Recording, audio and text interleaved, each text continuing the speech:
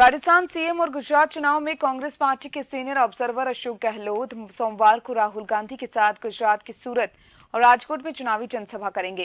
तय प्रोग्राम के मुताबिक आज दोपहर राहुल गांधी के साथ गहलोत सूरत में गुजरात विधानसभा चुनाव के लिए चुनावी जनसभा को संबोधित करेंगे। गुजरात प्रभारी डॉक्टर रघु शर्मा समेत कई सीनियर कांग्रेस नेता इस दौरान मंच पर मौजूद रहेंगे। इसके बाद शाम 4:15 पर राहुल गांधी, अशोक गहलोत, डॉक्टर रघु शर्मा सूरत से स्पेशल प्लेन से राजकोट जाएंगे। शाम 5 बजे तीनों नेता राजकोट पहुंचेंगे। राजकोट में भी राहुल, गहलोत और डॉक्टर रघु शर्मा जनसभा को संबोधित कर चुनाव में कांग्रेस उम्मीदवारों के पक्ष में वोट करने और सत्ता परिवर्तन की अपील गुजरात के वोटर्स से करेंगे। रात 8 बजे सीएम अशोक गहलोत का राजकोट से स्पेशल प्लेन से राजस्थान के उदयपुर रवाना होने का कार्यक्रम है।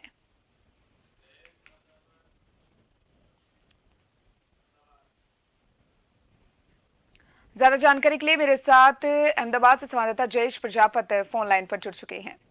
जयेश, मुख्यमंत्री अशोक गहलोत का गुजरात दौरा है क्योंकि गुजरात में अभी ये चुनाव नजदीक है और इसी को लेकर लगातार जनसभाएं की जा रही हैं। आज सूरतगढ़ में मुख्यमंत्री अशोक गहलोत, जिसमें राहुल गांधी भी शामिल होंगे, और राजकोट में भी उनकी जनसभाएं हैं। क्या कुछ पूरी जानकारी? मैं आपको बता दूं कि राहुल गांधी भारत जोड़ो यात्रा में चल रहे, तब तक गुजरात जो हिमाचल में भी जो इलेक्शन हुआ था वहाँ भी प्रचार करने वो कम गए थे। यानी गुजरात में जब से इलेक्शन की तारीख नक्की हुई है तब से बीजेपी और आम आदमी पार्टी है कांग्रेस पे निशाना कर रही है। बीजेपी के द्वारा ऐसा कहा जा रहा था कि गुजरात में कांग्रेस हार चुकी है और हारने वाली, इसलिए राहुल गांधी जो इसका बेड़ा ना फूटे इसके लिए राहुल गांधी खुद इधर आते नहीं है। पर आज से राहुल गांधी का गुजरात का दौरा है। गुजरात की मुलाकात करेंगे, गुजरात के लिए प्रचार करेंगे। भारत की यात्रा भी विराम पे आज मुलाकात लेने वाले हैं। इसमें अलग अलग जगह पे आज से रैली करने वाले हैं, सभाएं करने वाले, यानी कहीं ना कहीं देखा जाए तो कांग्रेस का अभी तक जो प्रचार प्रसार था वो थोड़ा ठंडा लग रहा था। पर राहुल गांधी का गुजरात में आने से कहीं ना कहीं जो कांग्रेस के कार्यकर्ता है और कांग्रेस के नेता है उनमें एक अलग सा जोश आने वाला है, ऐसा लग रहा है जी।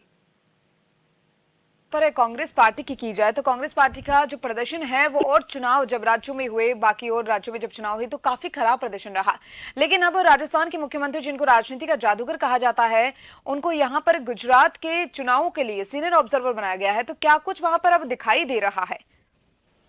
आपको बता दूं कि अशोक गहलोत है वो पहले में गुजरात का प्रभारी रह चुके हैं। यानी गुजरात की जो नर से गुजरात कांग्रेस का जो पॉइंट है, गुजरात में किस तरह से मतदारों को वोटिंग करवा सकते हैं कांग्रेस में, वो सब वो जानते हैं।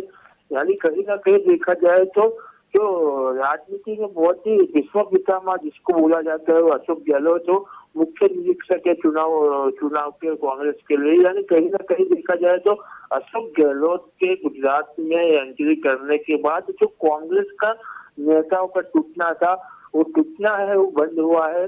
और कहीं ना कहीं देखा जाए तो जो बड़े बड़े नेता थे उनके साथ उन्होंने बैठक भी की। बैठक करने के बाद अलग अलग जगह पे उन्होंने सभा और रैलियां भी की। यानी कहीं ना कहीं देखा जाए तो अशोक गहलोत के आने के बाद गुजरात कांग्रेस है जो वो अपने जो प्रचार प्रसार में भी लग गई है।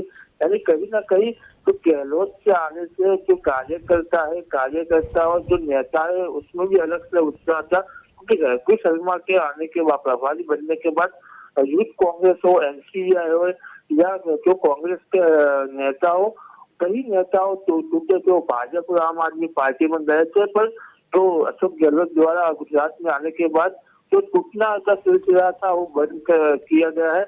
यानी कहीं ना कहीं देखा जाए तो उन्होंने अलग अलग जगह पे प्रचार प्रसार किया है। और अशोक गहलोत के साथ राहुल गांधी भी आ रहे। राहुल गांधी आने से कार्यकर्ताओं में नया उत्साह आएगा।